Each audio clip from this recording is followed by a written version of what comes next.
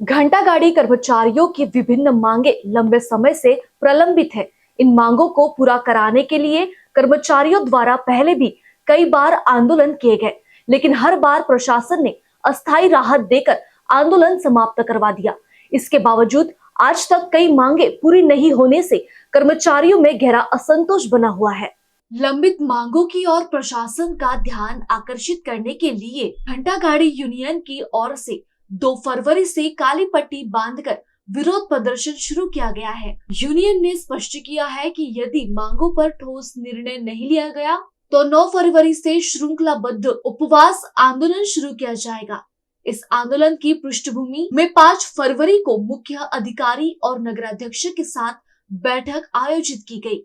बैठक में घंटा गाड़ी यूनियन की ओर से सुधीर कोठारी ने कर्मचारियों की बात मजबूती से रखते हुए लंबित मार्गों पर तत्काल निर्णय की मांग की। हालांकि बैठक संपन्न हो चुकी है, लेकिन अब तक किसी ठोस समाधान पर सहमति नहीं बन पाई है।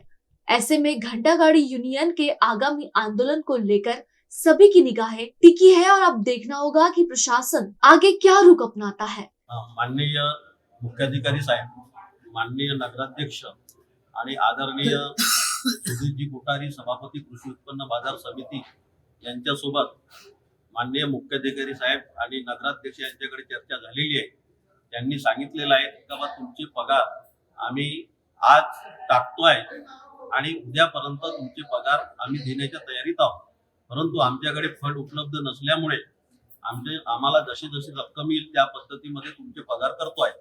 पण युनियनचं म्हणणं असं आहे की जिथपर्यंत 4 पगार होत नाहीत तिथपर्यंत युनियन त्याच्यावर समाधानकारक व्यक्त राहणार नाही। पण 9 फेब्रुवारी 2026 पासून साखळी उपोषण हे सुरू राहणार असं युनियननं त्या ठिकाणी सांगितलेलं आहे।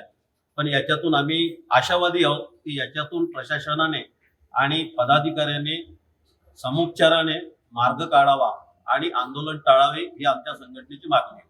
एनबीसी न्यूज के लिए हिंगनघाट से रवि येनरकर की रिपोर्ट।